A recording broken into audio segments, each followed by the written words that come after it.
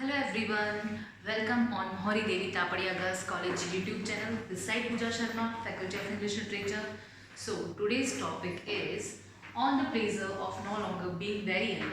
It is an essay which is syllabus of BA second year student of MDS University. So today we will talk about this essay, and this essay written by G.K. Chesterton, and his lifespan is 1874 to 1937.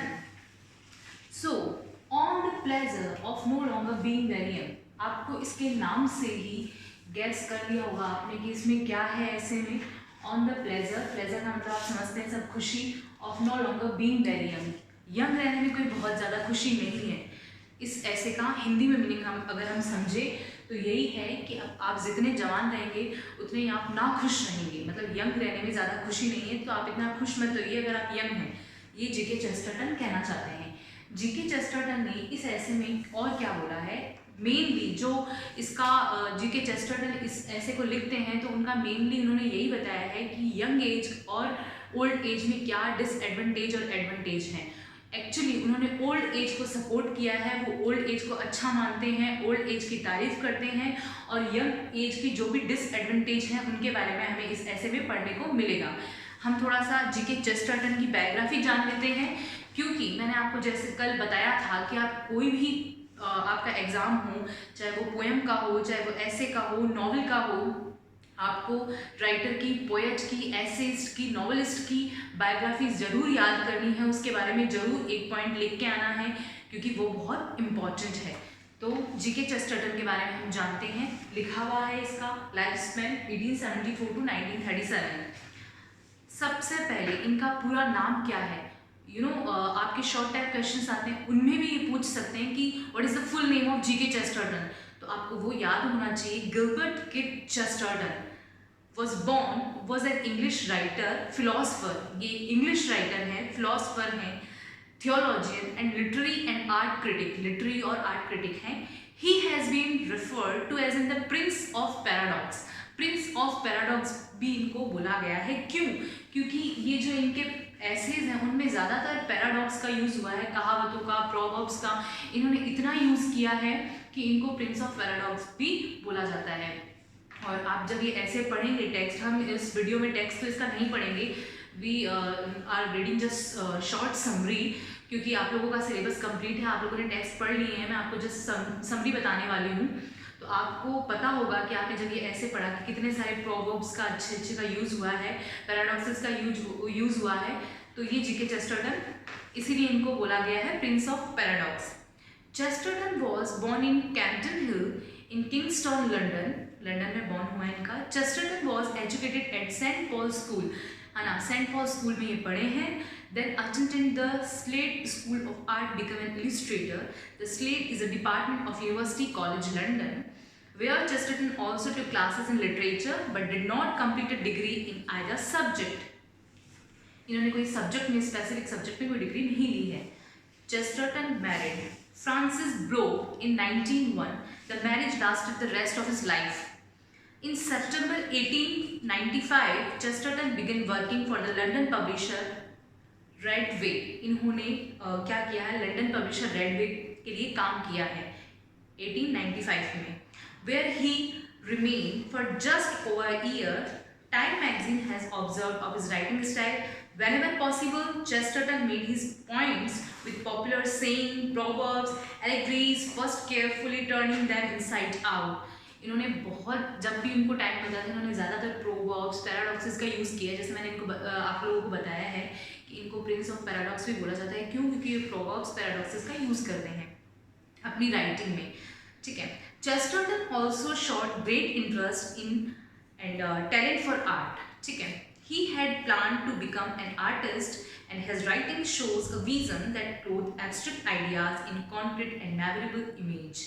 Chesterton died of congestive heart failure on the morning of 14 June 1936 at his home in Beaconsfield, Buckinghamshire. तो ये एक छोटा सा introduction था किसका, GK Chesterton का।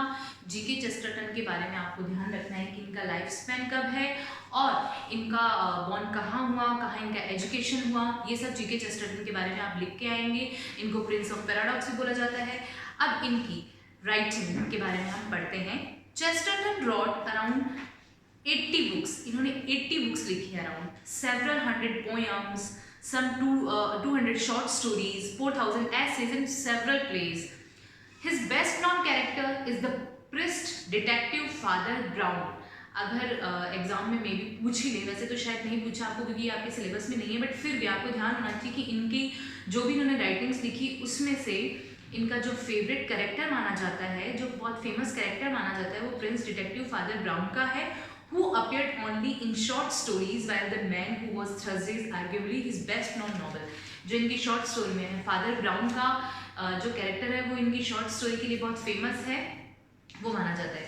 और इनकी जो अच्छी नॉवल है वो है मैन हु वॉज थर्सडे, एक ऐसा आदमी जो हु वॉज थर्सडे, ठीक है, ये इनकी फेमस नॉवल मानी जाती है। फिर इनकी 2-4 आप फेमस नॉवेल्स का नाम लिख के आएंगे, जैसे the Napoleon of nothing hill, orthodoxy, the innocence of father brown, the ballad of the white house, sex and property, ये सब आप 2-4 नाम लिख के आएंगे। तो आपका फर्स्ट पॉइंट हो जाएगा introduction to the GK Chesterton, second point हो जाएगा हिज राइटिंग्स। अगर आप इस ऐसे का आंसर करके आते हैं और आपके एग्जाम में आता है तो। अब हम थोड़ा सा जानते हैं on the pleasure of no longer being very young का introduction. This essay, written by famous English writer G.K. Chesterton, this essay has been taken from All is Greased. आपकी बुक में आप देखोगे तो इसका नाम शायद All is कुछ और भी लिखा हुआ हो सकता है, ग्रेस्ड। मेरे अकॉर्डिंग उस बुक में गलत है, जो आप रेफरेंस बुक देख रहे हैं, तो इस बुक का जो रियल नेम है वो है All is Grist, GRIST। मैं आपको लिख देती हूँ कि जिस बुक से ये ऐसे एक्सट्रैक्ट किया गया है, लिया गया है, उस बुक का नाम है,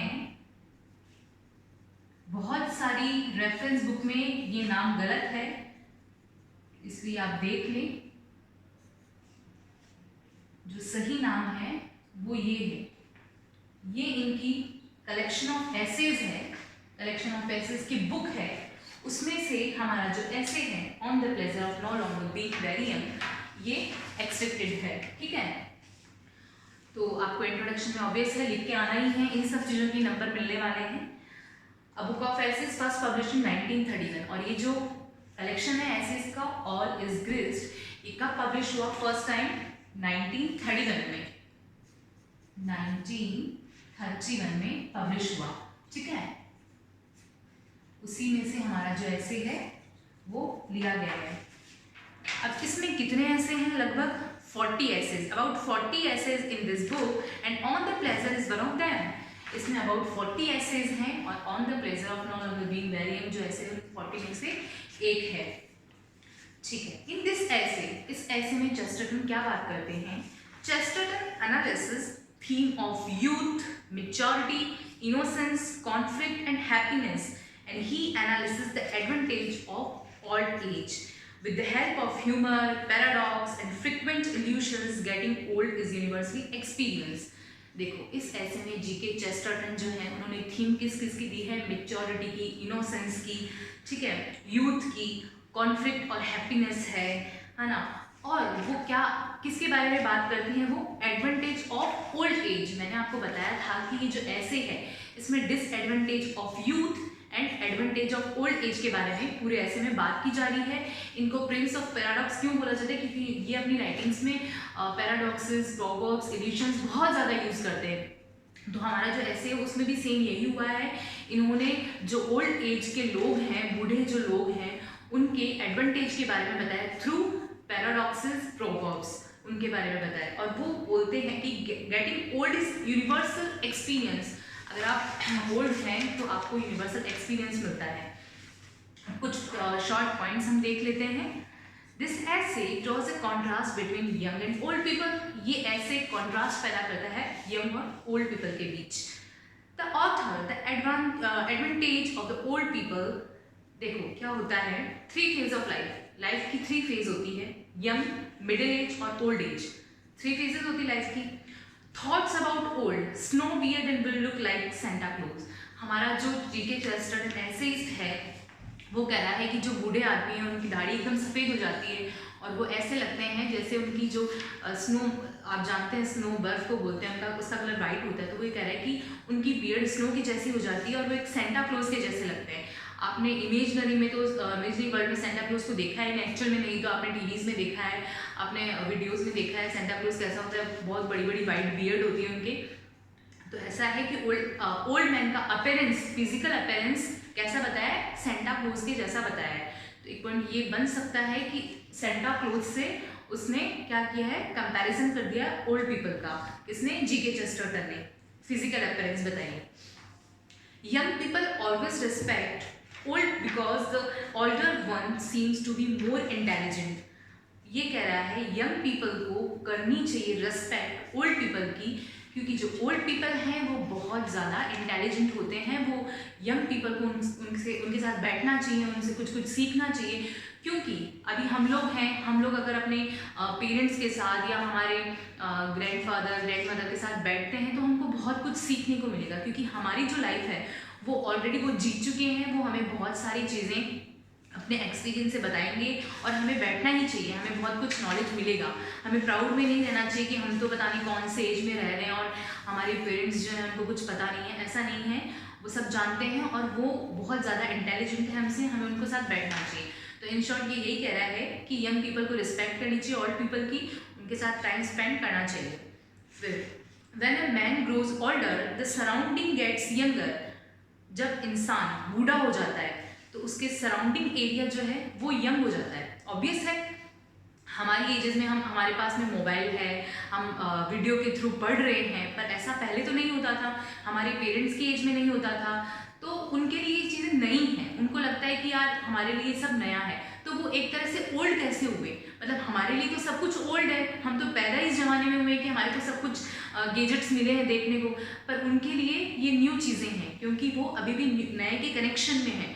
तो एक तरह से ये बोलना चाह रहा है कि जो ओल्ड पीपल है वो तो डे बाय डे अच्छी चीज़, नई नई चीज़ों को सीख रहे हैं, और आप लोग जो हो वो तो ऑलरेडी पुरानी एज में ही हो, वही चीज़ें देख रहे हो जो आपने देखी हैं।